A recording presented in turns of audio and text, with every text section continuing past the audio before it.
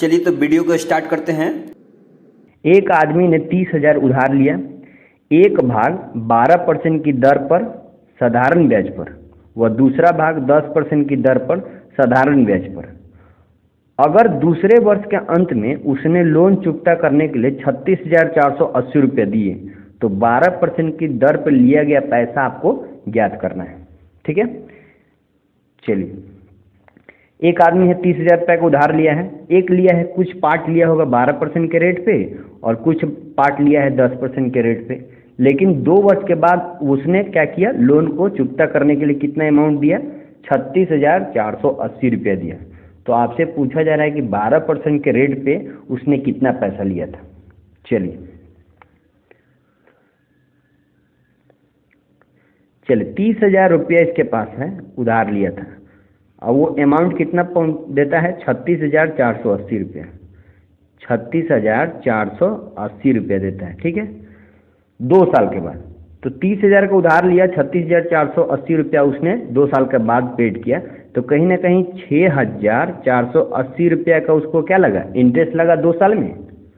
तो 2 साल में इसको इंटरेस्ट लगा 6,480 रुपये का। तो 1 साल में अगर इसको इंटरेस्ट हम निकालेंगे तो कितना हो जाएगा, 3,240 रुपये। ठीक है, यहाँ तक कोई दिक्कत नहीं। यानी कि 1 साल का इंटरेस्ट हमारा निकल गया, 1 ईयर का जो हमारा इंटरेस्ट हो गया वो आपका 3,240 रुपये हो गया। ठीक है, मतलब 1 साल में इंटरेस्ट लगता है इतना। अब सपोज कीजिए कि 30,000 रुपया था तो उसको एक पार्ट पे लिया होगा, दूसरा समथिंग मतलब पार्ट पे लिया होगा, एक समथिंग पार्ट पे चेंज किया होगा, दूसरा समथिंग पार्ट में। तो फर्स्ट पार्ट इसने क्या किया, 10% के रेट पे दिया, इसने कितने दिया, 12% के रेट पे। चलिए थोड़ा सा इसको देखते हैं।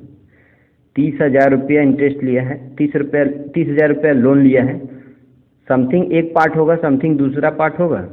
एक पे 10% दिया है और दूसरे पे 12% पे लिया। तो 12% करने का मतलब क्या, 10% प्लस 2%, यही होगा ना।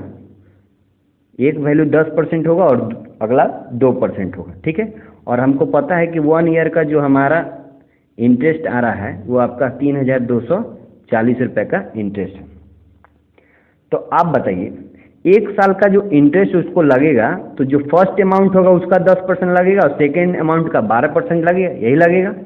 ठीक है, तो फर्स्ट अमाउंट का 10% और सेकेंड अमाउंट का भी 10% अगर हम निकालते हैं तो इसका मतलब यही हुआ कि दोनों अमाउंट अलग अलग है। जैसे मान लीजिए अगर आप 100 रुपये है, ठीक है, 100 रुपये, एक पार्ट 20 रुपये मान लीजिए, दूसरा पार्ट 80 रुपये मान लीजिए। अगर हम आपसे कहें कि इसका 10% निकालिए, इसका 10%, तो इसका 10% निकालिएगा तो 2 रुपये, इसका 10% निकालिएगा तो 8 रुपये, दोनों को जोड़िएगा तो कितना, 10 रुपये।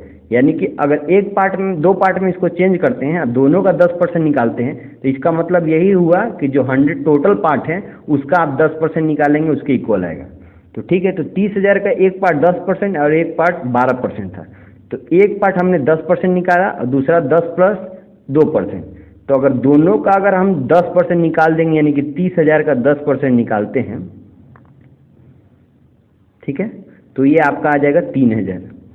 ठीक है, इसमें कोई दिक्कत नहीं।